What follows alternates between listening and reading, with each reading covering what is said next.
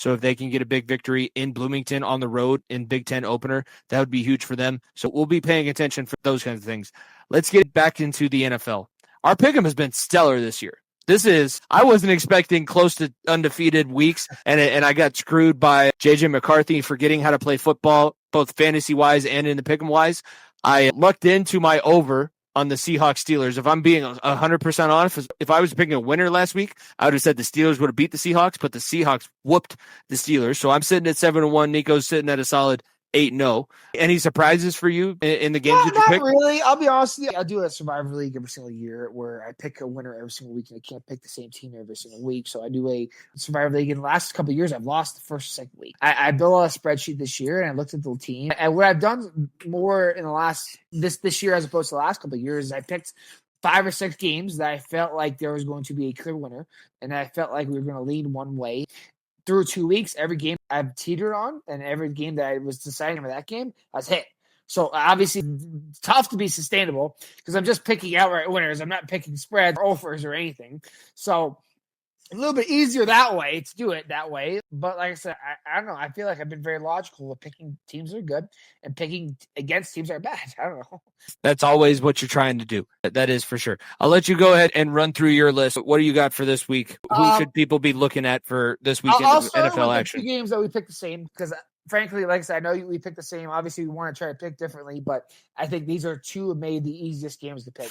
Seattle will storm through New Orleans. I firmly stand believe that New Orleans is the worst football team in the league. Seattle with Darnold looked very, very last week. I think he's going to even get better in this offense with Njigba taking that next step. I really like what they did with Kenneth Walker Jr. as well.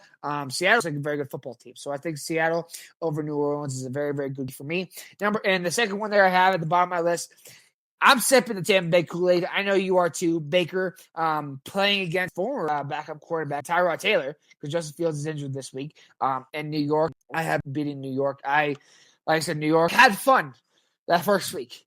And then they got rocked back down to earth very, very quickly. Very quickly by Buffalo. Like I said, Ibuka's been incredible. Ibuka may be a front runner for Offensive Rookie of the Year. He's been incredible at all different facets of the game. He's been good. So he's really dynamic offense and have Chris Godwin yet, who's been injured too. And having Godwin, Evans, and Ibuka out there is even going to open the field more up for Baker. So obviously don't have Godwin back this, but I still like Tampa over New York as well. Yeah, and also you would love Seattle. Reason they run a fullback, and Mark Schlereth put it perfectly. The fullback, I think, had 3 pancakes on one play, and he's like, I took my shirt off and smoked a cigarette after watching that play. Oh, holy shit. Talk about tie on the door stuff. Fullback knocking out 3 guys on one play. Seattle that's a team that I know they look bad, not necessarily bad, but they lost week 1. That was a team that I was like, they'll probably right themselves. They looked pretty good last season, and now they have a year under the same head coach, and Darnold is a guy that they believe in. If you believe in your quarterback, he can do a lot of crazy things for you. So, yes, Seattle is like a slam dunk pick, and the same thing for Bay. They believe in Baker, and that is evidenced by the fact that they let Nick Chubb score on that play. That is good for Nick Chubb. You got your touchdown after being injured for 2.5 seasons, but they let you score on that play by far, for sure. Yeah, and because they had that much as a Baker. I emphasize enough. When the Broncos were at quarterback dilemma 3 years ago now, after when we were going between Russ and drafting, what is the team could if we had Baker and Sean Payton? Oh my gosh, we could have been running roughshod. Like I said, Kool-Aid than anybody. He's been so much fun to watch, and he's been a perfect fit in that offense. Well, I'll have you finish out your games and go over the 2 that I have different from you. So the next one I have is the third game. If you're listening to this live, I have Buffalo over Miami. Buffalo is the best team in the league right now, I would argue, and just continue. Miami might be the worst. Is the worst. They might not be. They are the worst. I don't. I think that Miami has their defense is horrible. Also, that does not help. Tyreek Hill is demanding and he's not. And when he's getting the ball, he's doing nothing with it. Jalen Waddle, who we all thought was going to be this excellent number 1 true receiver for them, has just been nowhere to be seen as well. And the Buffalo Bills may win this game tonight by 2 touchdowns, 2+. I think this may be the most mortal I have. The only reason why I did. I'll talk about my pick 'em bet or my survivor in a second. The reason why I didn't pick them is because I think Buffalo has more opportunities where they can just dominate and win as well. So I have the Bills over Dolphins tonight. It's an 11.5-point spread. That's being generous, to be honest with you. It's very, very generous. My Survivor League, the one that I picked I'm going over Cleveland. I love what Green Bay, sipping the Green Bay Kool-Aid as well. Adding Micah Parsons' defense has been so huge to this team. Their pass rush, it's crazy what a pass rush does for your team and how good it helps the dynamic of your back end defense. But can you stop the run? Can you stop the run with Micah Parsons? They're not in Green Bay. I'll tell you that much. I think Jordan Love has taken the next step too. Having weapons of having Matthew, I think it's Golden, right? Matthew, that's who they drafted in the first round as a number 2 receiver. Having Reed back, having Tucker Kraft, who has been really, really good this year. Having a workhorse running from Josh Jacobs too. Green Bay is like one of the best teams in the NFC, not just their division. And they've proved it week in and week out. And Cleveland's Cleveland. They get Quinshon Judkins back at least this week and finally signed him. To talk about Shamar Stewart. Are his legal problems over? That's the thing is I don't know. But I guess play now. I like a lot over Cleveland. So I over Miami tonight, Cleveland, then Seattle over New Orleans, and Buccaneers over the Jets. I'll keep the same ones that we had. I picked the Buccaneers over the Jets. I picked the Seahawks over the Saints. I don't really have anything to add for that little tidbit about the fullback. If you're into fullback highlights, go watch the Seattle highlights from last week, and you'll see what I'm talking about. I have the Chiefs over the Giants, and I know that we talked a little bit about the Chiefs. This is the first time that they're 0-2 under Patrick Mahomes. They have not looked good. And I know that the Giants kind of righted themselves, and they had their one Russ week where Russ threw for 1 billion yards. Scatterboo had a career touchdown. This is not a team that is going to let you around and be close. I think that the Chiefs and Cowboys are closer to what they were talent-wise from before Patrick Mahomes and before all the Super Bowl run in the dynasty. But you still have Andy Reid. You still have Patrick Mahomes, which is better than Dak Prescott. You still have Travis Kelce, who will figure himself out at some point. That engagement ring will balance itself out, and he'll be good.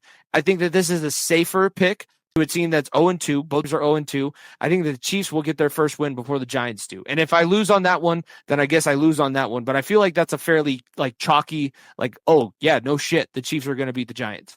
But I feel like there's a big question on it.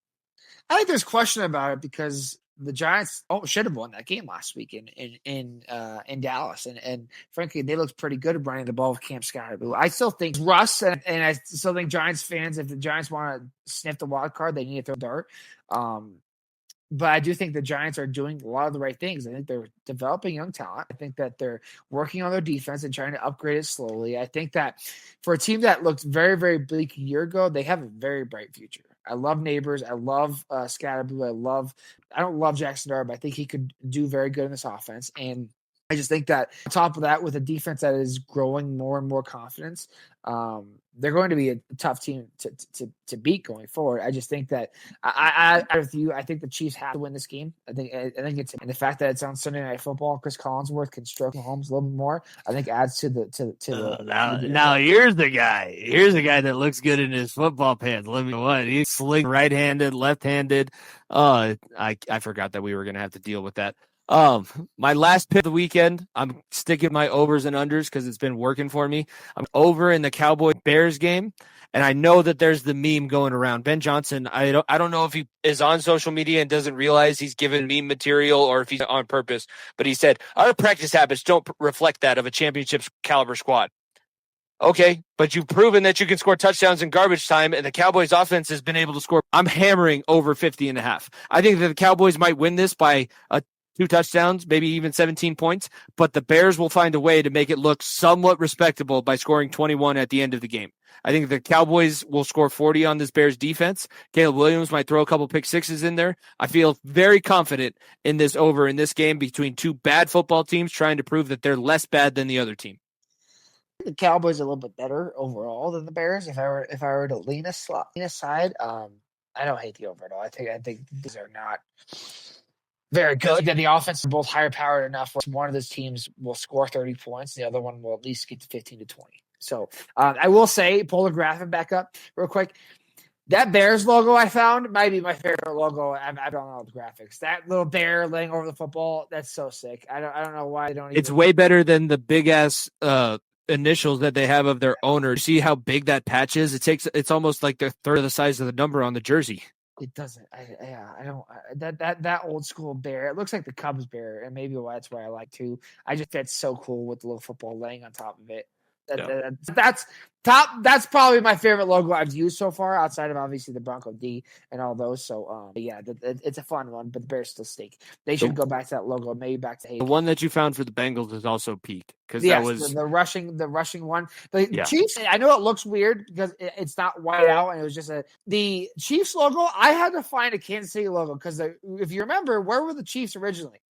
Dallas. They were in Texas. Exactly. They were in Texas. So that logo it was the second version of the logo where it actually had a Texas outline. That's the Missouri, Kansas outline with all like the Midwest states for whatever reason. So way back. So it's a second version, not the oldest version. I don't know what they call their Native American leader. I know Chief Osceola in Florida State. I know Chief Wahoo, R.I.P. Chief Wahoo for the Cleveland Indians. Rest in peace. Thoughts and prayers to. We've said Indians quite a bit on the show this week. We may get I know, but I am also a social studies teacher, so I the native term and not refer to as what they don't want to be called anymore.